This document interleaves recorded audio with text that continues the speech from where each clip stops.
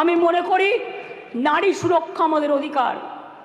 মেয়েরা যাতে স্বচ্ছন্দে ও নির্ভয়ে তাদের অভিযোগ জানাতে পারেন সেই লক্ষ্যে 49টি মহিলা থানা স্থাপন করা হয়েছে। সিপিএম আর চিৎকার করে বেড়াচ্ছে, বিজেপির সাথে কম্পিটিশন করছে। আমি ওয়ান না বিজেপি ওয়ান? আজকে সিপিএমএল আজকে কম্পিটিশন করে বেড়াচ্ছে, আমি ওয়ান না বিজেপি ওয়ান? শুনুন, মনে রাখবেন সিপিএমের 34 বছরের আমলে একটা মহিলা থানা ছিল না। আমরা 49টি মহিলা থানা আমরা ইতিমধ্যেই করেছি। 2011 সালের আগে কোনো মহিলা থানা বাংলায় ছিল না। মনে রাখবেন বিচার ব্যবস্থায় গতি আনতে আমরা 88টি ফাস্ট ট্র্যাক কোর্ট করেছি, 62টি পোস্কো কোর্ট করেছি। এখনো 10টি পেন্ডিং আছে, সেটা হচ্ছে হাইকোর্টের কাছে, আমাদের কাছে নয়।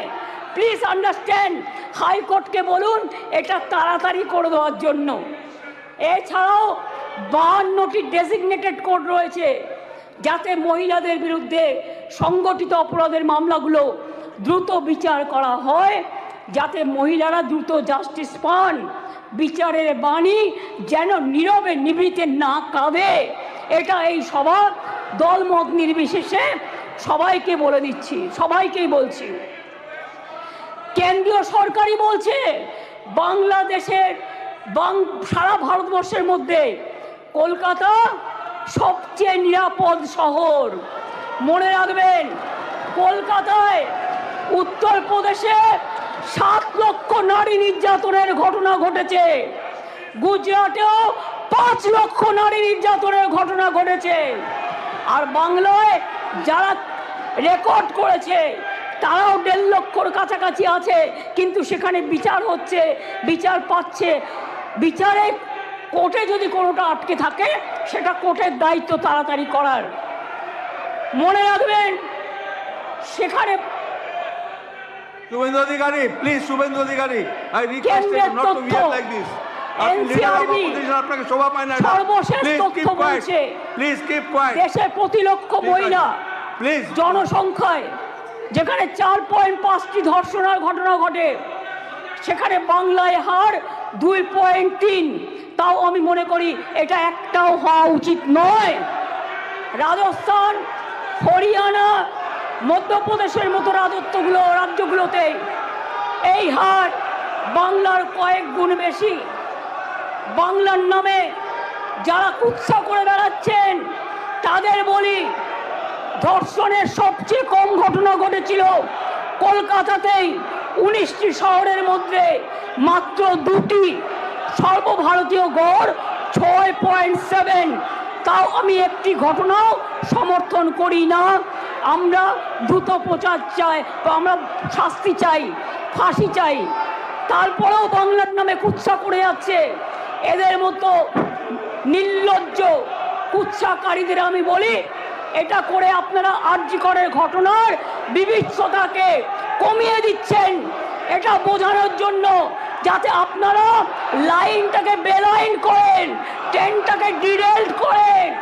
আগে নরেন্দ্র মোদীকে পদত্যাগ করতে বলুন, নরেন্দ্র মোদীর পদত্যাগ চাই, তার কারণ সারা দেশের উনি জাতীয় লজ্জা।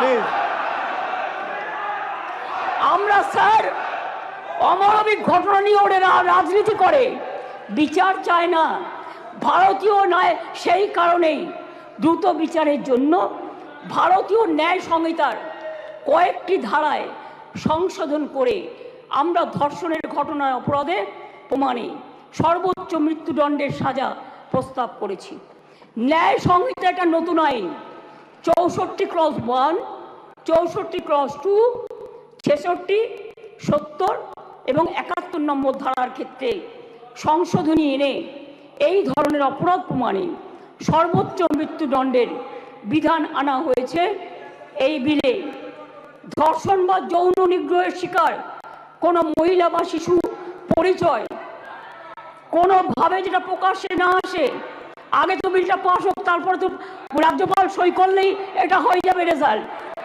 আইন সংশোধনের মাধ্যমে আমরা সেটাও করতে চাই। এটাও চাই যাতে আদালতের অনুমতি ছাড়া এই ধরনের মহিলা বা শিশুর পরিচয় কোনোভাবেই বিচার প্রক্রিয়া শেষ না হওয়া পর্যন্ত এগুলো নিয়ে আলোচনা প্রকাশ্যে না আসে। স্যার, ভারতীয় ন্যায় সংহিতার 72 এবং 73 নম্বর ধারা সংশোধন করে এর জন্য আমরা 3 থেকে 5 বছরের সাজার প্রস্তাব রাখছি। মনে রাখবেন, বাংলা প্রীতিলতা ওয়াদ্দারের মাটি, মাতঙ্গিনী হাজরার মাটি, কল্পনা দত্ত, বীণা দাস, সুনিতা চৌধুরী, মাদার টেরিজার মাটি। এই মাটি সারা দেশকে পথ দেখায়, পথ দেখাবে। কেউ কেউ বলছে আমরা নাকি আইন করতে পারি না। আমি তাদের জ্ঞানের জন্য বলছি, এটা সর্বৈব মিথ্যা। রাজ্য চাইলে আইন আনতেই পারে। সংবিধান আমাদের সেই অধিকার দিয়েছেন। ভারতীয় সংবিধানের যুগ্ম তালিকায় আইটেম নম্বর 1-এ ফৌজদারি আইনের উল্লেখ আছে। সেক্ষেত্রে রাজ্য চাইলে আইন আনায় কোনো বাধা নেই। অন্ধ্রপ্রদেশও আনছে, মহারাষ্ট্রও আনছে, তারাও ক্রিমিনাল ল সংশোধন করে আনতে চলেছে। এখানেও তো আপনাদের সরকার আছে, আমরা তো বাধা দিইনি। তার রাজ্য বাঁচাতে সে আইন আনতেই পারে। আমি আপনাদের বলি, এটা রাজ্যপালের কাছে অনুমোদনের জন্য পাঠাবেন, তারপরে রাজ্যপাল সই করে এটা পাঠাবেন, রাজ্যপাল মাননীয় রাষ্ট্রপতির কাছে পাঠাবেন। এটা মাথায় রাখবেন। আমি আপনাদের কাছে এবার বলি, এই আইন কি করবে? এই আইনটা অ্যামেন্ডমেন্ট করছি আমরা এই কারণে, সব তো করছি না, মাত্র কয়েকটি ধারা। শুনুন না একটু, শুনুন না একটু, হাত জোর করে বলছি শুনুন। মা বোনদের জন্য শুনুন, নারী নিরাপত্তার জন্য শুনুন, হাত জোর করে বলছি। প্লিজ, কথা বলবে না, কেউ কোনো কথা বলবে না। বসুন, বসুন। আপনারা কেউ কোনো কথা বলবেন না প্লিজ। আমার একটু টাইম লাগতেই পারে, কারণ আমার অপোজিশন লিডারের কোয়েশ্চেনের উত্তর দিতে হবে। আপনি বসুন প্লিজ। Thank you. সিট। মনে রাখবেন, এই নতুন বিলের তাৎপর্য 3টি। তাৎপর্যটা বুঝুন। 1 নম্বর বর্ধিত শাস্তি, 2 নম্বর দ্রুত তদন্ত, 3 নম্বর দ্রুত ন্যায় বিচার। নতুন আইন সুনিশ্চিত করবে যে ধর্ষণ এবং নারী শিশুর প্রতি সকল যৌন হিংসায় শাস্তি হবে কঠোরতম।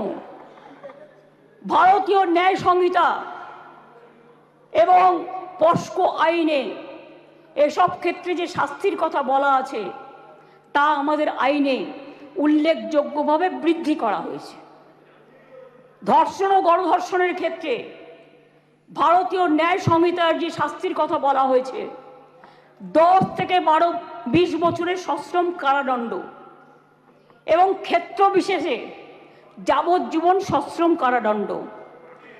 আমরা এটাকে করছি আমৃত্যু সশ্রম কারাদণ্ড থেকে গুরুতর থেকে ক্ষেত্রে এমনকি প্রাণদণ্ড, এইটুকুই আমরা চেঞ্জ করেছি। ধর্ষণ বা গণধর্ষণের ফলে নির্যাতিতার মৃত্যু হলে বা নির্যাতিত সম্পূর্ণ ভেজিটেবল হয়ে গেলে ভারতীয় ন্যায় সংহিতায় এর শাস্তি বলা আছে 20 বছরের সশ্রম কারাদণ্ড এবং ক্ষেত্র বিশেষে যাবজ্জীবন সশ্রম কারাদণ্ড।